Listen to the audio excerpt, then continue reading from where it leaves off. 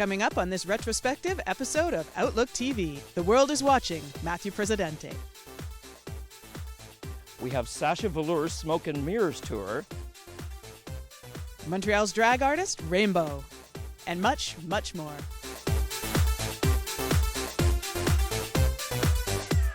Hello and welcome to Outlook TV. I'm Rebecca Wyman. And I'm Angus Pratt. Outlook TV is the queer news magazine show that gives you the stories that matter the most from coast to coast. We're going to kick this retrospective episode off with Smoke and Mirrors. Yes, Sasha Velour's in town. Sasha Velour's in town for the Vancouver stop on her 27-city Smoke and Mirrors tour. We're going to go backstage and find out what it's all about. Big fan. I'd maybe even say she's my favorite. And we get to meet her tonight, which is very exciting. And I followed her work since before the show, so very excited. So tonight I'm wearing House Zook from his most recent collection, all inspired by animal skulls. So tonight I am wearing this stag. I love what she stands for, just being different and like fashion icon and standing out for like marginalized people everywhere. I think she uses her voice to create actual change.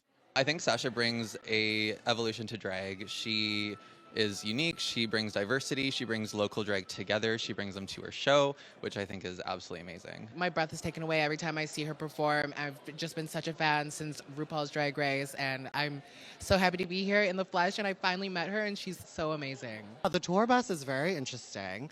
I love it. I can't imagine. I think about the Drag Race tours where there's 10 queens to a bus. You know, we have one queen and 10 of us. Well, we're all queens too.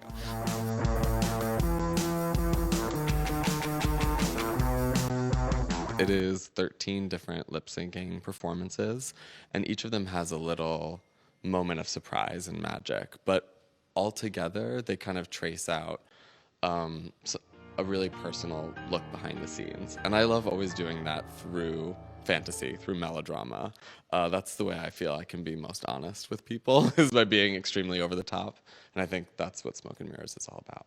I know that drag artists don't always have the resources to come out and see theater events. I know I didn't when I was working in New York City. So I thought, I'm going to give them the best seats on the house as just a little gift. And that way, selfishly, I love getting to have drag artists in the audience because they know how to respond to drag. They show everyone else how to scream, how to get up, how to be quiet at the right moments.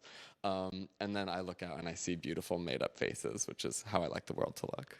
Drag fills me with optimism because we are trying to find solutions to a certain extent. It's like we organize ourselves in a small way to raise money for people in need, to create a platform for people who don't feel like they have adequate representation or an adequate voice in society. And we're determined to change the world, even if just for a night. And I think that kind of hope in the future is sometimes a little hard to find, and people turn to us for that.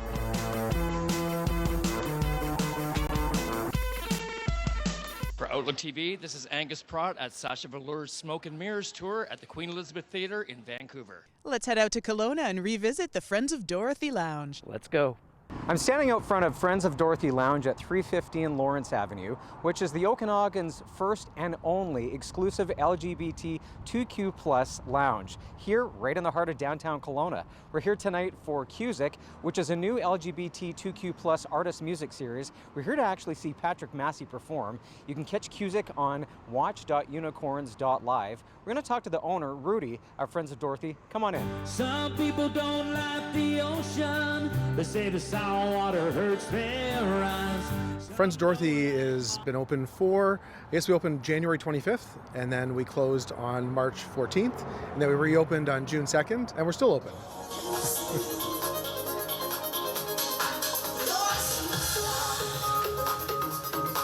During the closure period, I know that you had some other activities going on. So what did you do during the first initial COVID closure? We did. We had to get a little bit creative. Obviously, COVID-19 is making us all, get a little bit creative with what we have to do to stay afloat. So we did something called drag delivery. So we had our local queens dress up in drag and actually deliver pizzas and food to people's homes. Yeah, everybody likes to be loved. Cusick is on tonight. How often does Cusick happen at Friends of Dorothy, and what are your thoughts about Cusick? Cusick's amazing. So Cusick is every 2 weeks, every second Wednesday at Friends of Dorothy. Quite a unique event. We obviously have queer artists that come in and perform every 2 weeks, supported by the community, supported by all of us. Great reviews, amazing talent being found, and nice to see people feel they can be comfortable in a community like this and in a place like this, in a space. Some people don't believe in angels, but it don't matter who you are. Everybody likes to be loved. I guess the role it has would be we're out there, because I think that traditionally most queer venues are in a certain area or designated area or in a dark alley, and we've always been, kind of taught to be hiding and, downstairs in a, downstairs bar and a back bar. So I think that this is a great venue where we're in two busy streets in the city of Kelowna, and we're out there, it's in front, and we're proud of who we are, and we're proud to be here, and we're proud to be supported. For more information about Friends of Dorothy Lounge, visit fodlounge.com. And for more information about Cusick, visit unicorns.live/Cusick. From Friends of Dorothy Lounge in Kelowna, BC, I'm Chris Johnson for Outlook TV. Everybody, hear the waves crashing below, love the smell of the ocean. We're going to have to take a little break. First break of the new year. Woohoo! Change that calendar to 2021. Ooh.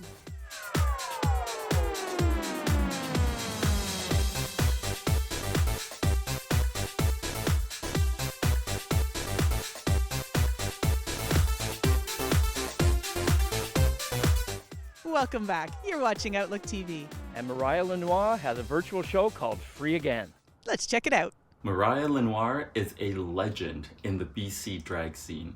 She is currently Empress 15 of the Surrey Court, but she's also been Empress 15 and 20 of the Vancouver Court. And tonight she celebrates all three reigns with her virtual fundraiser called Myria Noir Free Again. Let's talk to Myria and see what she's got in store for us.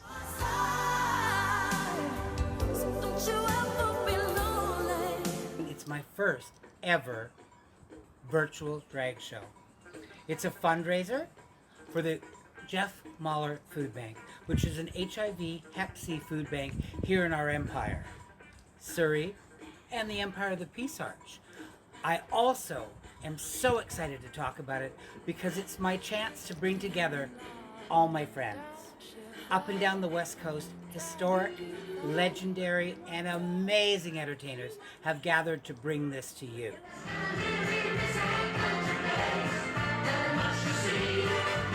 Who do you have performing for you tonight? I wanted people that were significant in my world. Absolutely legendary people like Champagne, Empress 25, the Rose Empress 25 of Portland. I called my very dear friend, Joni, and it was an honor to have her part of this. The crazy May Santos, yes, Imelda May Santos. I love you too, mother. She's my baby. I crowned her in 1992. We brought the incomparable Miss Ashley O'Day. We also have Kahlua Ice. Now in 1990, she was Miss Gay Seattle. We went to the incomparable Stephanie Fox. She was the 22nd Empress of Portland, Oregon. We also have the stunningly beautiful Jaylene Time. Nothing compares to you. This weekend was supposed to be your step-down coronation. Due to COVID-19, how has that affected your reign? We're supposed to step down May the 16th, 2020, at the gorgeous signature Marriott right here in beautiful downtown Surrey. But that's been put off. Looks like we'll reign for another year. So, May 15th, 2021, we'll step down with I Can See Clearly Now, the colors of the world. Coronation here in the Empire of the Peace Arch.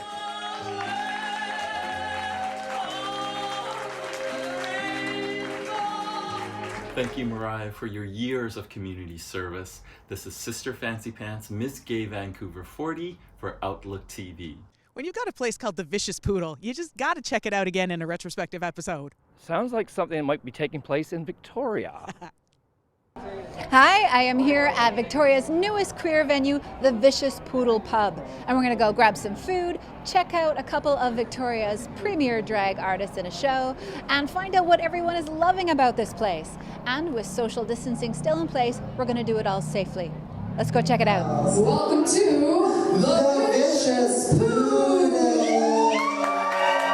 You know, I used to live in New York City and I ran gay bars there, and I lived in a gay neighborhood and worked in a gay bar, and there were a lot of gay restaurants around, queer people everywhere, local drag artists, all kinds of great performers, and I got to live in this little alternate universe, this sort of alternate reality. And I wanted to create the same sort of a situation here, a space that is ours, where being gay is, or queer is the norm, and everything else is sort of outside. And when you step through these doors, you're in this sort of little alternate universe inside of Victoria. So when May came along, and it looked like there was actually going to be a possibility for us to open, it was such a relief. And I'm so glad to get the community in here and fill the space with life. Hello, TV!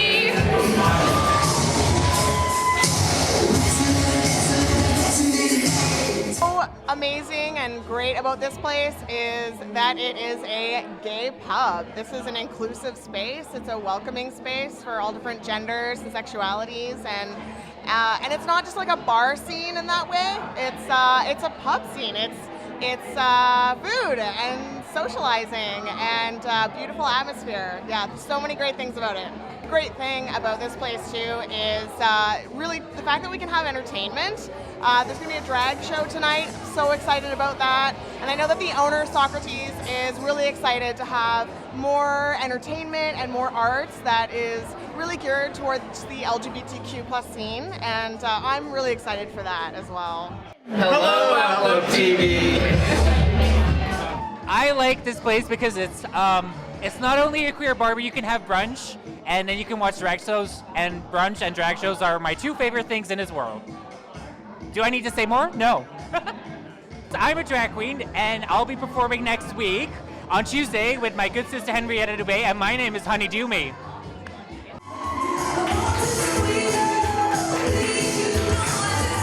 Obviously with COVID, everything shut down, and so this is literally the only place in the city you can see drag at the moment. And it's really cool because everyone finally respects your physical space. The fried chicken's really good, the pork dumplings are really good, the quinoa fritters are really good. They have this beautiful bowl, like a salad quinoa bowl that they call a les bowl, which I just recommend to everyone because it's fun to say. And you'll see me, Henrietta Dubé, every other Tuesday and every Saturday serving brunch in full drag.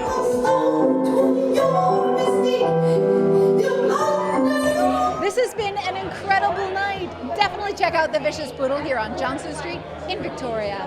This has been Kelly Legg with Outlook TV. Let's revisit Matthew Presidente's 40th birthday. Yes, and this is part of his The World is Watching series. We recently caught up with Matthew Presidente to discuss MP40, a celebration of his 40th birthday, and talk a little bit about his career and what he's been up to.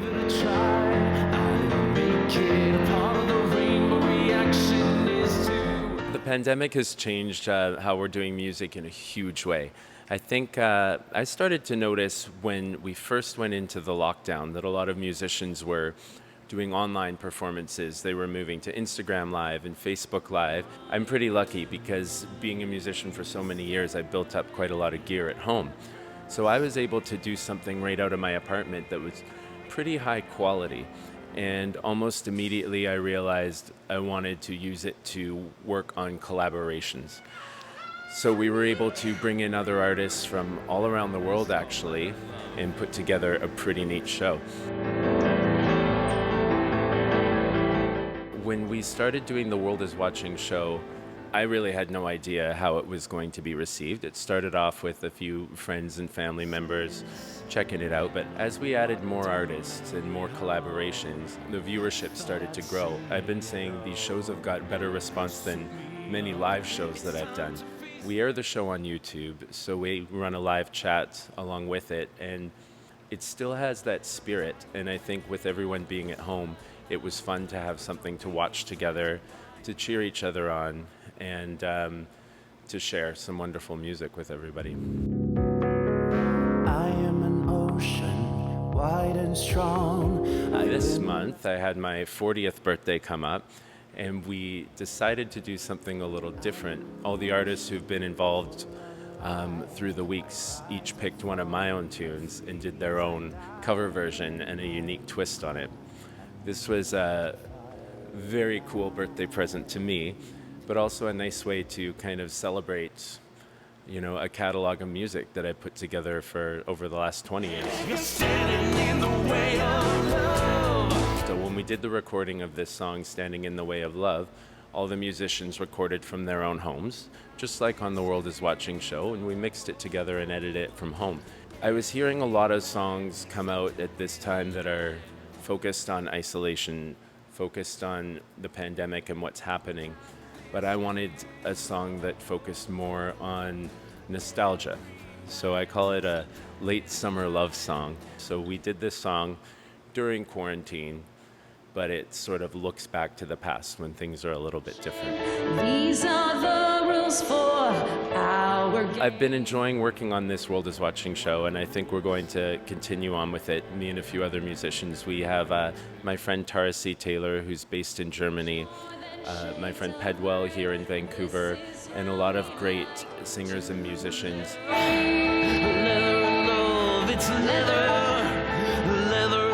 This is Patrick Massey for Outlook TV in Vancouver, BC. Look at the time. We're going to have to take another little break. But stick with us because we've got some gardening coming up. I love gardening.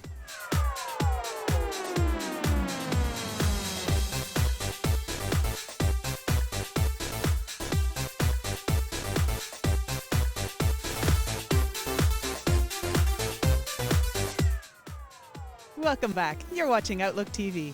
And our reporter John is going to take us to see the gays in the garden. I love growing gays in my garden.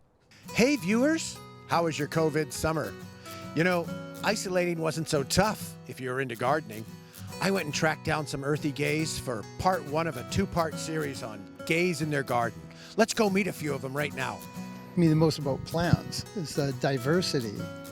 And what I really am is I'm a plant collector, and gardening is what I have to do to take care of the plants that I've collected.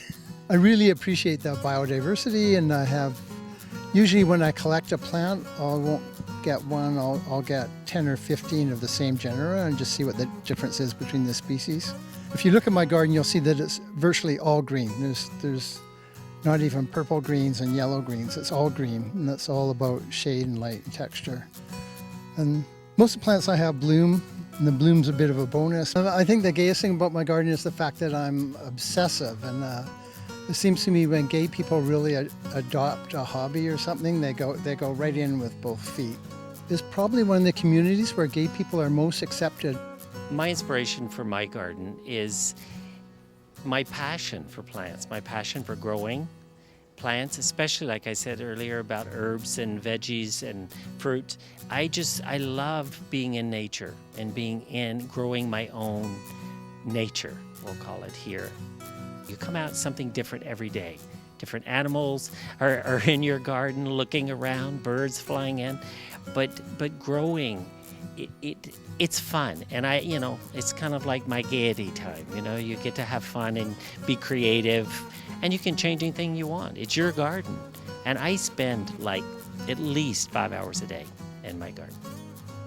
My inspiration for gardening has always been my love for plants and the diversity of plants and seeing what I could grow on the zonal denial side to all different types of vegetables and fruit and herbs, as well as all the unusual plants, far bees and different birds like hummingbirds. But I grow a lot of vegetables especially, and all the extra food goes to Planter Grow Row, an organization that I assist here in New Westminster as the coordinator, and that food goes to people in need, from women's shelters to the Union Gospel Mission, to other homeless people as well, or people just in need, families.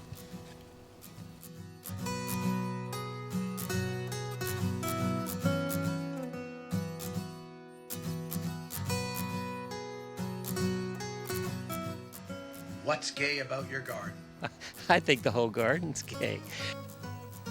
This has been John Crossan for Outlook TV. Stay tuned for part 2 of Gays in Their Gardens. Let's head over to Montreal now and check out, how about Rainbow? And our reporter Ollie is going to take us there to check out the queen of the suburbs. I want that. Oh, no, I don't live in the suburbs. Nothing. Well, hello, Outlook TV. It's me, it's Ollie, and you guys are very lucky because today you get to come in my house. That's right. As we all know, we are self-isolating at the moment, and I decided to do my part by staying home. And for you guys, I will be calling some of my favorite queer artists across the country. And today, you guys are in for a treat because my first guest is one of Montreal's most colorful drag queens. Let's see if she's ready. Rainbow is the gayest unicorn in Montreal. I'm colorful, I'm flash, and I'm cute.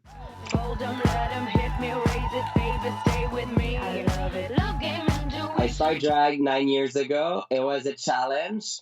I was backup dancer for Drag Queen, and they challenged me to do a show because I was pissed every time we were doing a show because I was like, you should do this like this, or you should move like that. And they were like, well, do it. And that's how I started drag.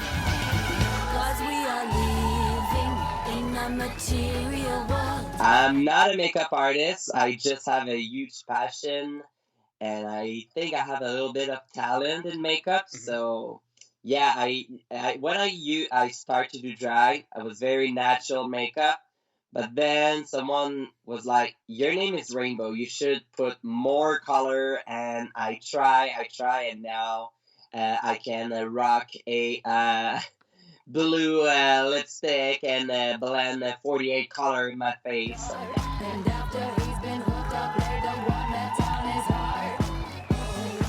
My favorite things to perform are country acts. I'm a little redneck drag.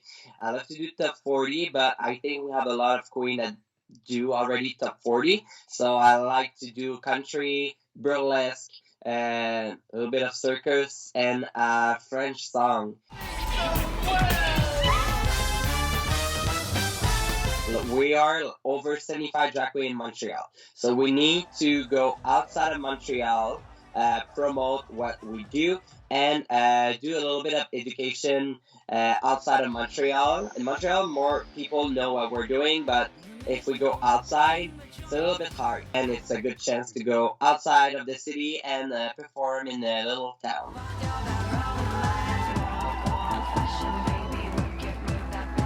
I listen also my fan. I'll be honest, I have a show this year during Pride. I cannot say what it is, but it was a suggestion from my fan.